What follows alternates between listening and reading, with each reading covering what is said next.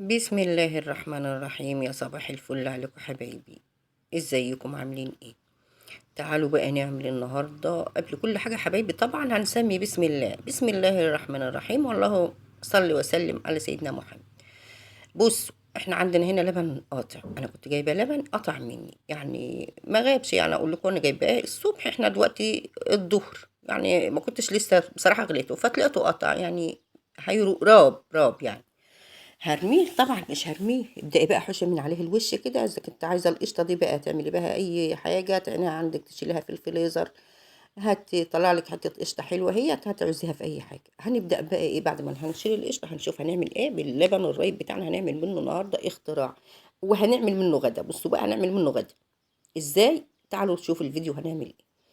طبعا انا خلاص شلت القشطه، هي شيلها عندك. وبعدين بقى هنعمل باللبن النهارده حاجه جميله جدا وحلوه في الحر وخفيفه.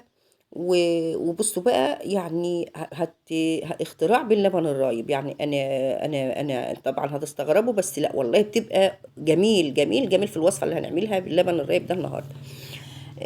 بصوا بقى، احنا جبنا هنا اللبن كده، جبناه زي ما انتم شايفين. بعد ما شلنا من عليه الوش بتاعه اللي هي القشطه، معلقتين قشطه هتطلع لك حبه قشطه حلوين. هتطلعيهم كده على جنب، وهتبداي بقى تقلبي كده اللبن مع بعضه.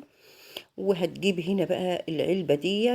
اللي بصوا انا مسميها علبه العلبه دي علبه بقى عندي كده في التلاجة، ما بشيلهاش.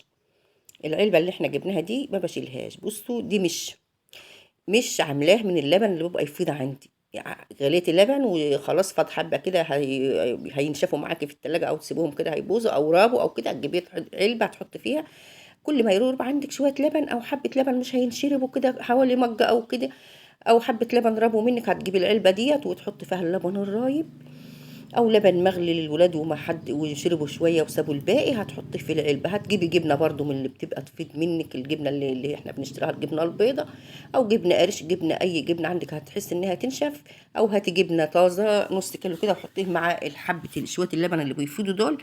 بس الجبنه دي من اللي هي ايه الفوائد اللي بتبقى تتبقى في الاطباق وهيحس انها تنشف. بجيب اللبن واحطه فيها كده وقطعت فيها شو قرن فلفل احمر وقرنين فلفل اخضر، وجبت من شويه اللبن اللي رايبين دول، حطيت زودت كده، وهقفل العلبه كده وهحطها في التلاجة زي ما انتم شايفين جميله. كل الجبنه دي انا محوشاها حبايبي من الجبنه اللي بتبقى تفض في الاطباق وتنشف، احط عليها شويه لبن رايبين قاطعين مغليين، وهي بردوا في التلاجة وهيتركنوا ما لهمش لازمه. هتحطهم في العلبه وهتركنيها على رف التلاجة، تسحبي منها بالمعلقه. اختراع جميله جميله في التلاجة.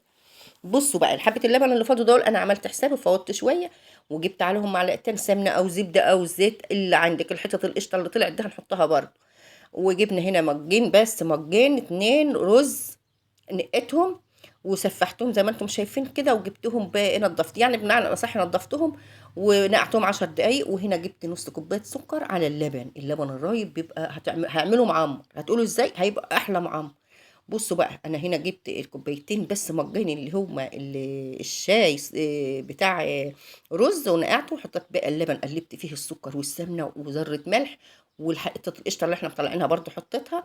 وهندخله بقى الفرن سخن كده، هتبقى معمر جميل وطري وزي الفل. جنب بيضه بقى، بيضه مسلوقه، اي حاجه اي حاجه عندك هبيبقى عندك جميل جميل. وده المعمر بتاعنا يا حبايبي، طلع طري وجميل جميل من جوه، والريحه ما اقدرش اقول لكم والله. ولا تحس ان هو لبن رايب ولا اي حاجه.